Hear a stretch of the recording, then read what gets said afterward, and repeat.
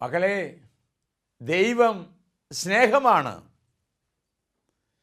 ദൈവം നമ്മുടെ ഹൃദയത്തിൽ നിറഞ്ഞ് ജീവിതത്തിൽ പ്രവർത്തിക്കണമെങ്കിൽ നമ്മുടെ ഹൃദയത്തിൽ സ്നേഹത്തിന് വിപരീതമായ പിണക്കമോ വെറുപ്പോ വിദ്വേഷമോ ഉണ്ടാകുവാൻ പാടില്ല.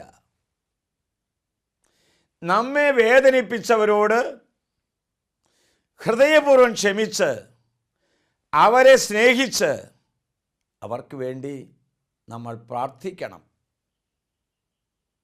ഈശോ പറഞ്ഞില്ലേ, ശത്രുക്കളെ സ്നേഹിക്കുവിൻ, നിങ്ങളെ പീഡിപ്പിക്കുന്നവർക്ക് വേണ്ടി പ്രാർത്ഥിക്കുവിൻ.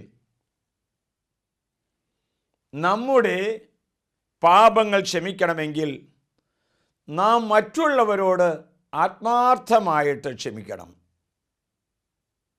ആരെയെങ്കിലും നമ്മൾ ഏതെങ്കിലും വിധത്തിൽ വേദനിപ്പിച്ചാൽ എത്രയും വേഗത്തിൽ ക്ഷമ ചോദിക്കാൻ തയ്യാറാകണം. അപ്പനാകാം, അമ്മയാകാം, ഭാര്യയാകാം, ഭർത്താവാകാം, മക്കളാകാം, മരുമക്കളാകാം, ആരുമായിക്കൊള്ളട്ടെ. ക്ഷമിക്കാനും ക്ഷമ ചോദിക്കാനും നമ്മൾ വിസമ്മതിക്കുമ്പോൾ നമ്മുടെ ഹൃദയത്തിൽ പിശാചിന് സ്ഥാനം കൊടുക്കുകയാണ്.